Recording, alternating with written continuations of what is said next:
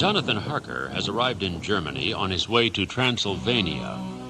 He innocently believes that his objective is to finalize a property purchase in London with one Count Dracula.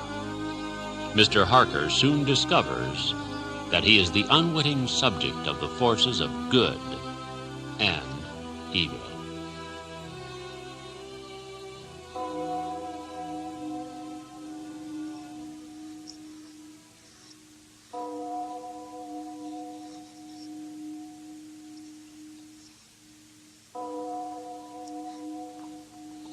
May 1st, 1897, Munich.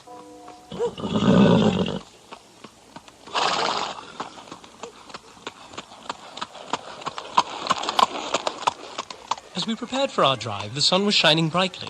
The streets were full with gypsies bargaining their wares, and in the air was the joyousness of early summer. Herr Delbruck, the maitre d'hotel of the Quatre Saisons where I was staying, came down, bareheaded, to the carriage. Ah, Mr. Harker, good afternoon. Good afternoon to you, Herr Delbruck. You are going for a drive, I see. And I trust a tour of your countryside will prove as satisfying as the lodgings you provided. You are too kind, mein Herr. It is always a pleasure to serve a gentleman. If you will excuse me, I must have a word with your driver. Johann appears a capable horseman. He is a peasant, mein Herr, and peasants live by their fears. But he is obedient. Johann, kommst du her? Ja, mein Herr. Johann, remember, you are back by nightfall. The sky looks bright, but there is a shiver in the north wind that says there may be a sudden storm. But I am sure you will not be late, for you know what night it is. Ja, mein Herr. Do you understand what I am saying to you? Ja, mein Herr. Good. Now go, and be on your guard.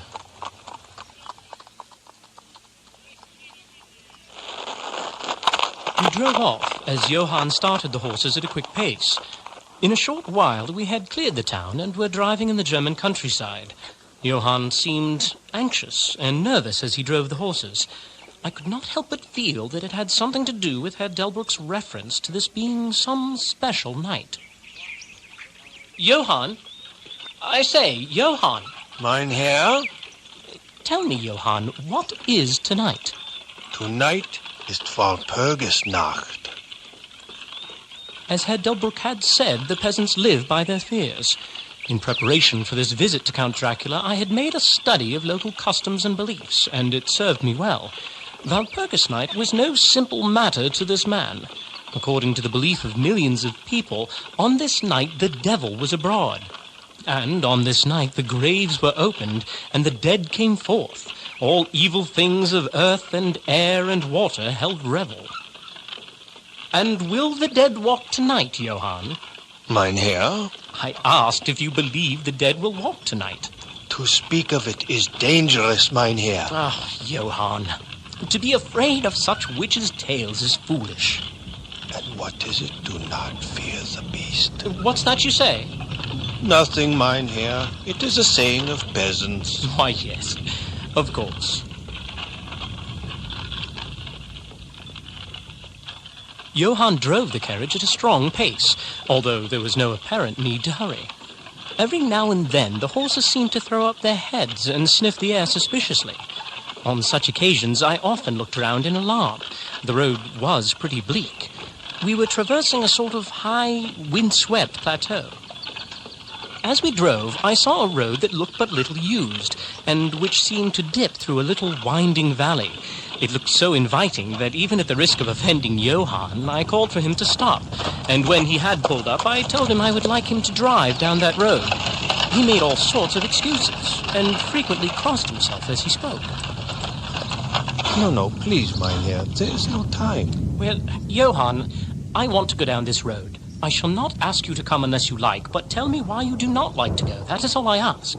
Please, no. The sun will set very soon. Was that a wolf? It sounds like a wolf, but yet there are no wolves here now. No? Do wolves come so near the city? The snow and the wolves come together to the city. But it's barely summer. Perhaps that was not a wolf.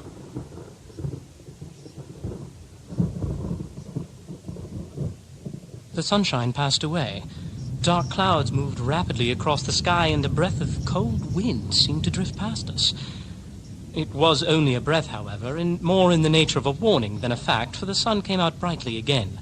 Johann looked under his lifted hand at the horizon and said, The storm of snow, he comes before long time. Johann, tell me about this place where the road leads. It is unholy. What is unholy? The village. Then there is a village. No, no one is alive in that place. But you said there was a village. There was. There is. I see no village.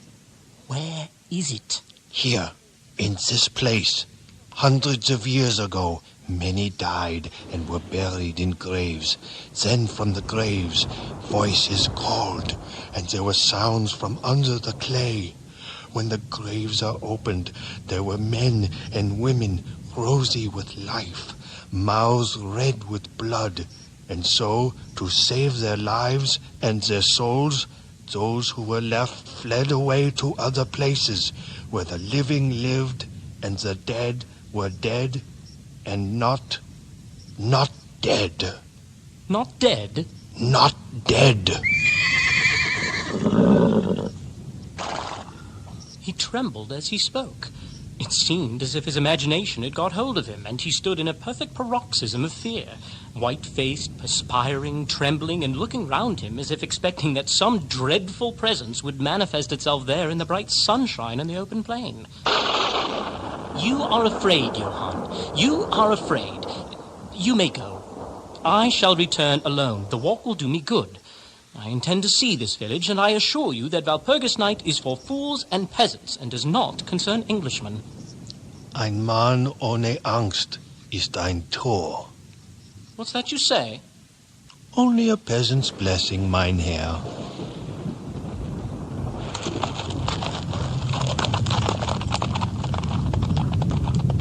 As Johann turned his horses toward Munich, I leaned on my stick and looked after him.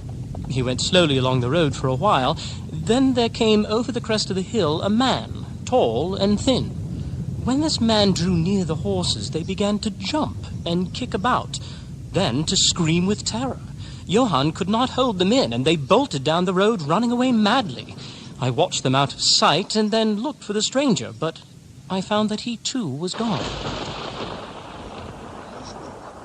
I turned down the side road through the deepening valley, to which Johann had objected. There was not the slightest reason that I could see for his objection, and I dare say I tramped for a couple of hours without thinking of time or distance, and certainly without seeing a person or house. So far as the place was concerned, it was desolation itself, but I did not notice this particularly until, on turning a bend in the road, I came upon a scattered fringe of wood. Then I recognized that I had been impressed unconsciously by the desolation of the region through which I had passed. The ground I passed over now was much more picturesque, and overall there was a charm of beauty. I sat down to rest myself and began to look around. It struck me that it was considerably colder than it had been at the commencement of my walk. Also, a sort of sighing sound seemed to be all round me, with now and then, high overhead, a sort of muffled roar. Looking upwards, I noticed that great thick clouds were drifting rapidly across the sky from north to south at a great height. There were signs of a coming storm in some lofty stratum of the air. I was a little chilly, and thinking that it was the sitting still after the exercise of walking, I resumed my journey. I took little heed of time, and it was only when the deepening twilight forced itself upon me that I began to think of how I should find my way home.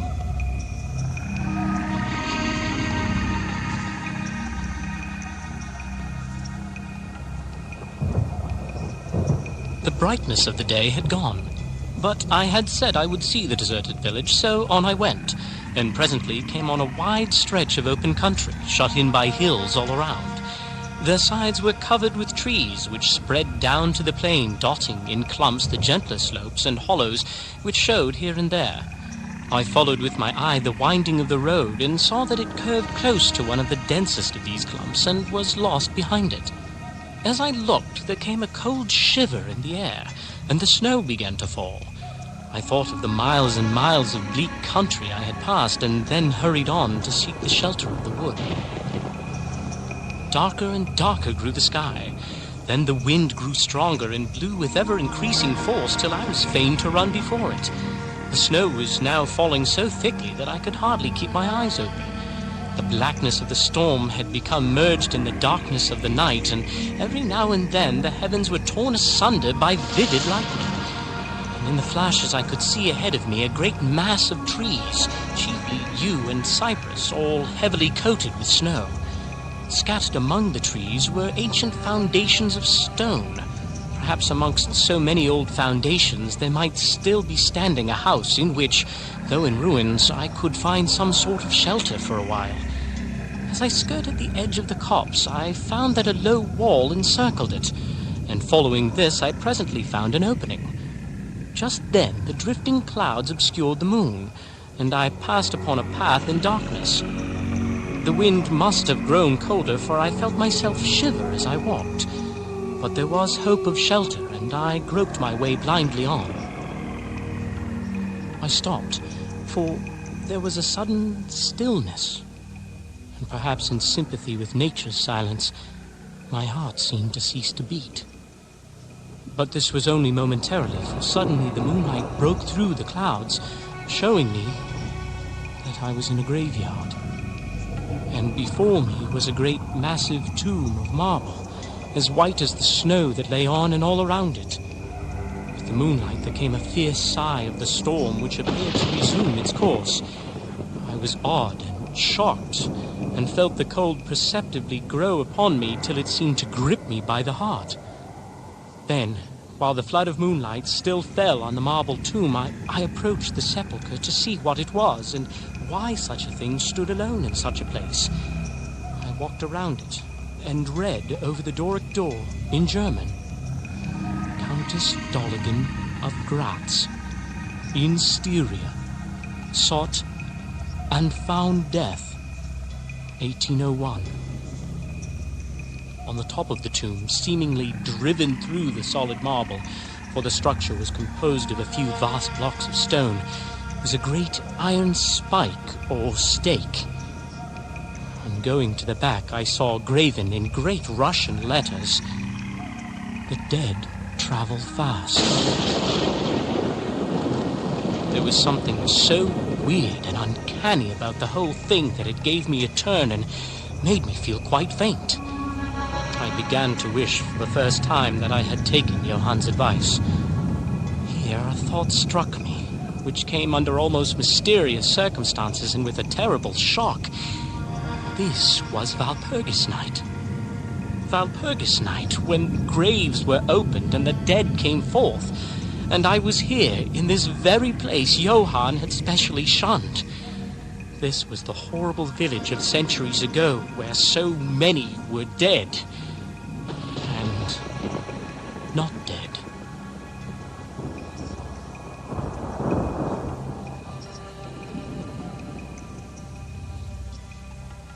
Now a perfect tornado burst upon me.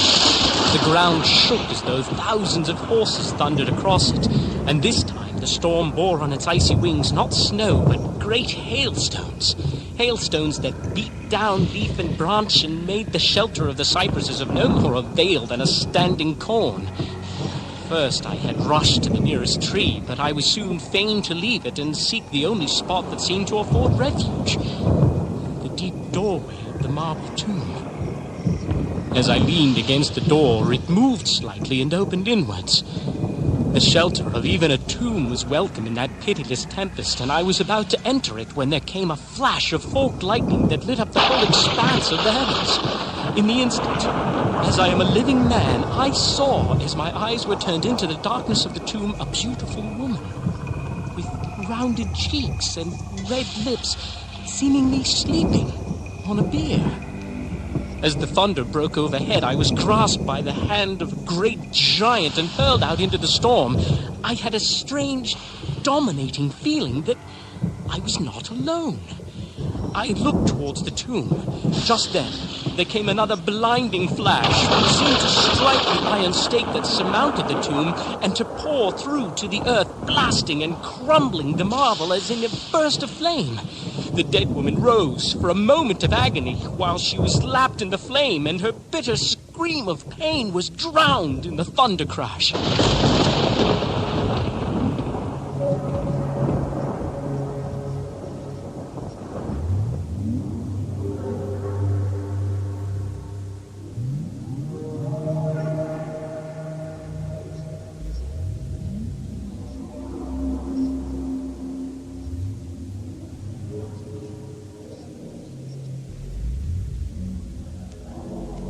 Gradually, there came a sort of vague beginning of consciousness. Then a sense of weariness that was dreadful. For a time, I remembered nothing, but slowly my senses returned. My feet seemed positively racked with pain, yet I could not move them. They seemed to be numbed. There was an icy feeling at the back of my neck and all down my spine, and my ears, like my feet, were dead, yet in torment. But there was in my breast a sense of warmth, which was by comparison delicious. I felt some heavy weight on my chest, which made it difficult to breathe.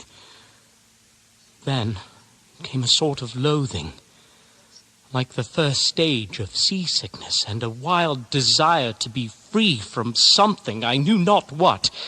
A vast stillness enveloped me, as though all the world were asleep or dead, only broken by the low panting as of some animal close to me. I felt a warm rasping at my throat. Then came a consciousness of the awful truth, which chilled me to the heart and sent the blood surging up through my brain. Some great animal was lying on me, and now licking my throat. I feared to stir.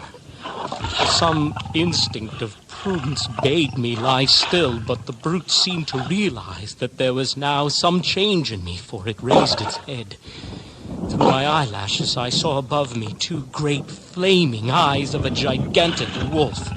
Its sharp white teeth gleamed in the gaping red mouth, and I could feel its hot breath fierce and acrid upon me. For another spell of time, I remembered no more. Then, seemingly very far away, I heard many voices calling in unison. Cautiously, I raised my head and looked in the direction whence the sound came, but the cemetery blocked my view. Then, all at once, from beyond the trees, there came at a trot a troop of horsemen bearing torches. The wolf rose from my breast and made for the cemetery. At a gallop, the troop rode forward, some towards me, others following the wolf as it disappeared amongst the snow-clad cypresses. As they drew nearer, I tried to move, but was powerless, although I could see and hear all that went on around me. Two of the soldiers jumped from their horses and knelt beside me. Some brandy was poured down my throat. It put vigor into me. Lights and shadows were moving among the trees, and I could hear men call to one another. They drew together, uttering frightened exclamations, and the lights flashed as the others came pouring out of the cemetery, pell-mell, like men possessed. And the further ones came close to us. One of those who was with me asked, Did you see him? No. Come away, quick. This is no place to stay. And on this of all nights. What was it? Was it him? It was a wolf. And yet, not a wolf. Without the sacred bullet, there is no use trying for him. Serves us right for coming out on this night. Truly, we have earned our 1,000 marks. There was blood on the broken marble. Fresh blood. And for him, is he safe? Look at his throat. See, the wolf has been lying on him and keeping his blood warm. We should never have found him but for the call of the wolf. What became of it? It went to its home. There are graves enough there in which it may lie. Come, comrade. Let us leave this cursed spot. The soldier raised me to a sitting posture as he uttered a word of command. Then several men placed me upon a horse. With a word to advance, we rode away in swift military order. The next thing I remember was finding myself standing in front of the Quatre-Saisons, supported by a soldier on each side of me. It was almost broad daylight, and to the north a red streak of sunlight was reflected like a path of blood over the countryside. As Herr Delbruck approached, the officer was telling the men to say nothing of what they had seen, except that they had found an English stranger, guarded by a large dog. Ah, dog. That was no dog. I think I know a wolf when I see one. Don't be a fool. I said a dog. Look at his throat. Is that the work of a dog? As I said, it was a dog. If the truth were told, we should only be laughed at.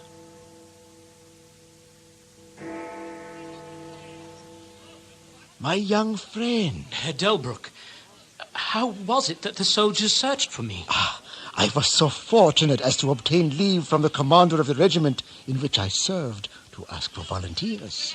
But how did you know I was lost? The driver came hither with the remains of his carriage, which had been upset when the horses ran away. And you sent a search party of soldiers merely on this account? No, my young friend. Even before the coachman arrived, I had this telegram from the boyar whose guest you are. He took from his pocket a telegram, which he handed to me, and I read. Be careful of my guest. His safety is most precious to me. Should aught happen to him, or if he be missed, spare nothing to find him and ensure his safety. He is English and therefore adventurous. There are often dangers from snow and wolves and night. Lose not a moment if you suspect harm to him. I answer your zeal with my fortune. Dracula.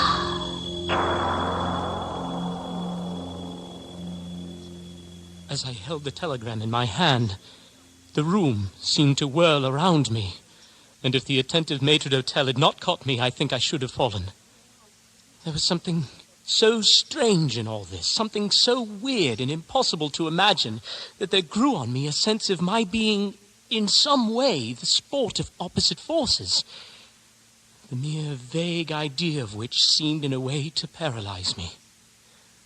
I was certainly under some form of mysterious protection. From a distant country had come, in the very nick of time, a message that took me out of the danger of the snow sleep and the jaws of the wolf.